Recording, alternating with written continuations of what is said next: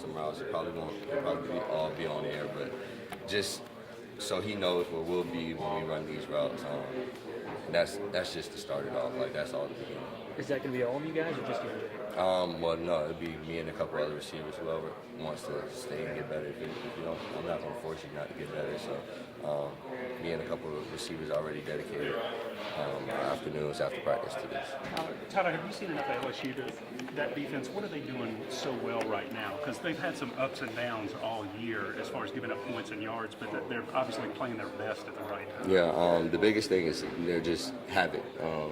That's one of the things our defense preaches. They're just wreaking havoc, negative plays, making turnovers, and that kind of gives your defense confidence going into every game. And then you guys are not underdogs very much. I mean, I guess we're 13 games into the season and you're an underdog for the first time.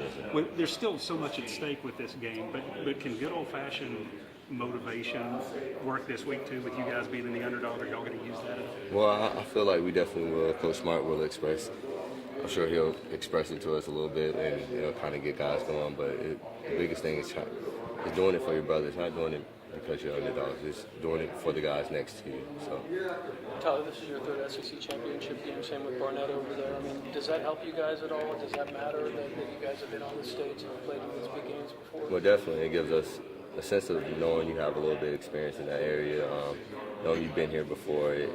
You don't get the same amount of chills. You kind of you're more relaxed. You're more trusting on your training and depending on your training in the game. And it's just more calm and collected. Kirby was saying one of the benefits too is you guys know the benefit or what the routine is for an SEC championship game. Kind of what goes into an SEC championship routine maybe later this week that's different from what a regular game would be. For one, this is the same time around finals, so a lot of guys are, there's a lot of focus that's going into class and a lot of focus that's going on the field right now. So just with the older guys knowing how to balance it can give us an advantage in this game. Tyler, what's the feeling like in the wide receiver room, knowing that you'll be without Major and without Pickens for the first half? Well, it brings some excitement to the younger guys and to some of the guys that haven't made as many plays right now. Like I said before, at least the door open for a lot of plays to be made in the passing game and just a lot of opportunities. When you talk about the passing game and kind of throwing over the top of defense, I know you guys aren't holding things back earlier this year, but are you guys excited at the prospect of now this is the game that means everything you can kind of empty the playbook, so to speak, and throw everything out there? Yeah, definitely. I know we have a lot of plays, a lot of plays we have yet to run, but it's time now to put them on the field and show what we've been putting on the practice field all year. Tyler, I know you guys are going to try to do your part to be as efficient as you can, but knowing that you have a defense that's pretty much answered the ball every game this year, or most games, how good do you feel about your chances with this defense against that offense? Well, I mean, I'm going to take us over anybody at the end of the day. I feel like our coaches are going to do a great job this week at scheming and planning and implementing plays that work very well against the defense. So I have a lot of confidence in our coaches and our players this week and just getting the job done. What do you remember about that LSU game from last year? Does that sort of have any carryover into the game this weekend? Well, it left a real sour taste in our mouths. Just going out there to LSU and losing like that, that's the last thing that we were expecting. So just going into this game with a chip on our shoulder, just knowing what happened last year. So. And then have you said anything to George after what happened on Saturday and speaking with him at all? Yeah, I've talked to him a little bit, and I know he took the time yesterday to apologize to the offense, and we just let him know like you gotta learn how to control your actions. Now, putting that on film, a lot of people may feel like they can provoke you. That's the last thing you want. So. You just got to watch what you put on film. And then Dominic Blaylock's had some big moments in big games this year. What sort of allowed him to sort of do that and play like that in those kind of games? Well, he's always calm and collective. He's pretty confident. He knows the playbook, so it gives you a certain level of confidence going out there on the field. And it lets you play calm and slow the game down a little bit. So, I mean, he's done a great job at catching the ball, a great job at receiver and punt return for us this year. So.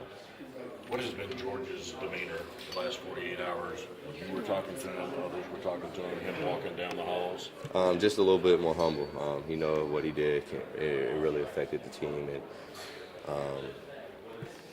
we'll probably need him that first half.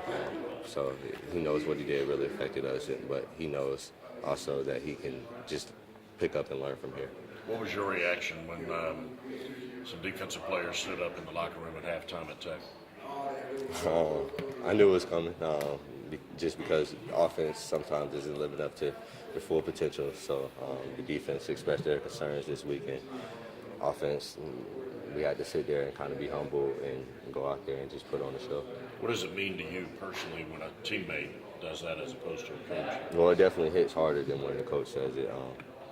Our coach, Coach Hankin, the receiver coach, he kind of explained to us, like, your mom, your dad might tell you something over and over again, but when your brother or sister tells you, it's like, maybe I really do need to change something. Maybe I do need to change my habits and stuff like that. So it hits harder when your brothers say something to you. Tyler, I wanted to ask Richard and JR, they're the guys on this defense that are rotating out there every play. What is it like going against them in practice and all the experience they bring to that defense? It's always good on good, so you're always making each other better. Like at the end of the day, they have their times where they might get me, and I have my times where I might beat them. So, I mean, it's just going into practice, knowing you're practicing against great players like that. It gives you a confidence going into whoever you're playing that week. Playing in this game last 2 years, how big of an advantage can that be for you guys? It definitely gives a lot of older guys on the team an advantage, like they were saying before, just knowing the routine of the SEC game and knowing the process of everything, and kind of go in the game a little bit more calm and collected, just knowing what you have to do and trusting on your training. And this season has been full of challenges and criticism for Jake Fromm, more than he's ever faced. What have you seen out of him handling that and his growth as a junior? Well, he definitely hasn't let it get to him. Jake is one person where he doesn't let the outside things get to him. He just focuses on what he has to do and focus on making himself better for the team and for himself. Tyler, where do you think you guys could get out of the younger this week? Well, we don't know just yet. We'll look to see what we get so far. Tyler, when did you get the shoulder brace on?